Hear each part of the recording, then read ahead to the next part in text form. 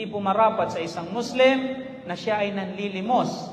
Kahit gaano ka man kahirap, kapulubi, kadukha, ay hindi marapat sa iyo na ikaw ay manghihingi.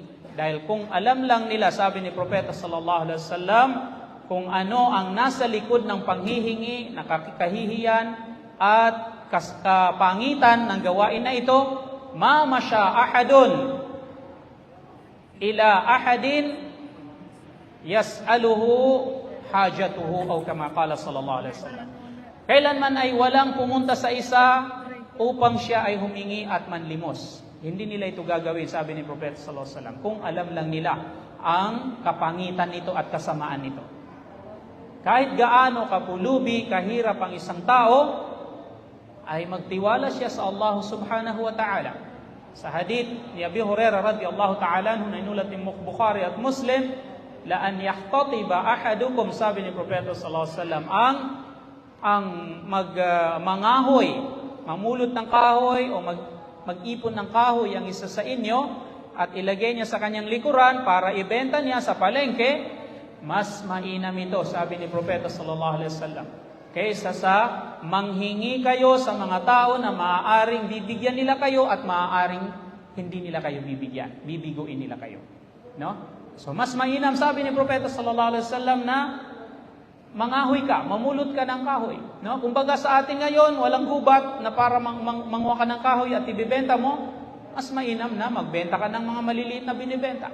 No? Magbenta ka ng kangkong, magbenta ka ng kamatis, maghanap ka ng marangal na hanap buhay, maliliit na hanap buhay na kung saan pagkakakitaan mo, mas mainam ito kaysa sa nag-aabang ka parati ng namimigay at nanlilimos ka sa mga tao. Mas mainam ito, sabi ni Propeta sallallahu alaihi wasallam. Bakit? Sapagkat ang panlilimos, ang panghihingi, ay nakawawala ito ng liwanag ng pagmumuka. At nakawawala ito ng laman ng mukha sa araw ng paghuhukom. Sa araw ng paghuhukom, ang mga mukha ng mga taong nanglilimos ayon sa hadithong sahih, hadith ni Propeta sallallahu alaihi wasallam, mga taong nanghihingi, ang kanilang mga pagmumukha ay balat at buto. Ibig sabihin, buto na walang laman, no? Walang laman, dumikit yung balat sa buto. Ibig sabihin, tanda na sila ay nanghihingi parati nung sila ay nasa mundo. At ito ay kaduh, sabi ni Propeta sallallahu alaihi wasallam, faman arada an yakdah wajahu falyakdah. Ito ay kaduh, ito ay ibig sabihin ay kinakain niya yung laman ng iyong pagmumuka at sinusugatan niya ang iyong pagmumuka. Kung kaya't sino man ang nais niyang saktan ang kanyang pagmumuka at gawin niya itong payatot na parang kalansay sa araw ng paghukom, manghingi siya, sabi ni Propeta sallallahu alaihi wasallam, no? Manlimos siya. Kung kaya't ang panlilimos at panghihingi ay mahigpit ito na ipinagbabawal sa atin, no? Ipinagbabawal kahit gaano kahirap. Ang Rasulullah sallallahu alaihi wasallam ay sa loob ng 3 buwan ay hindi nakita sa kusina ng pamamahay ng kanyang mga asawa o sa kusina ni Ummul Mu'minin Aisha radhiyallahu ta'ala anha, ang kanyang asawa, ang apoy na tanda ng may niluluto sa kanyang kusina sa loob ng 3 buwan. Ikaw, ilang buwan ba na walang apoy sa kusina mo? Natanda na wala kang naluluto at nakakain? Siguro kahit sa isang araw, hindi nangyayari yon. Ano po, no?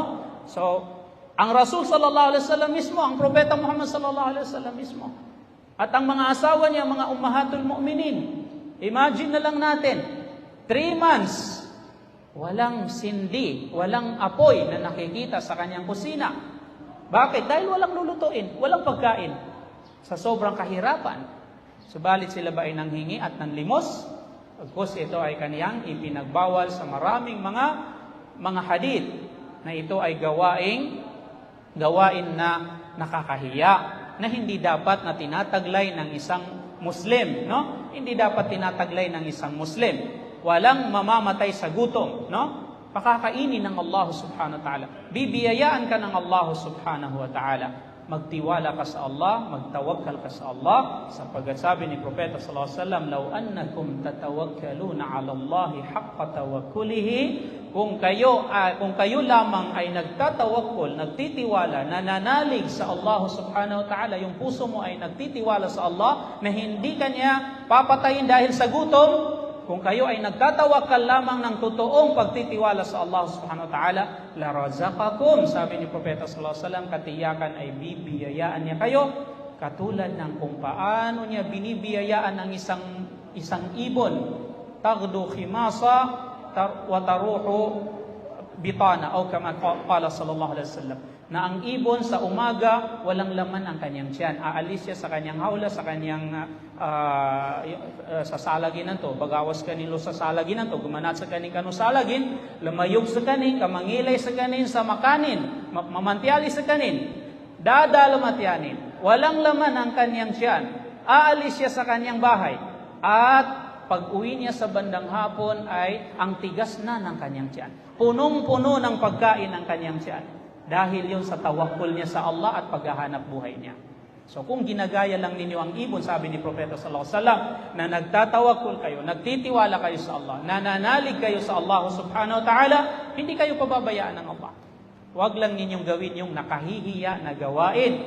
Yung laging ang palad ng kamay ay nasa ibaba at nanlilimos. No? Nanlilimos. Ito ay, ang taong nanlilimos at nanghihingi ay lalo siyang ilulugmok ng Allah subhanahu wa ta'ala sa kahirapan.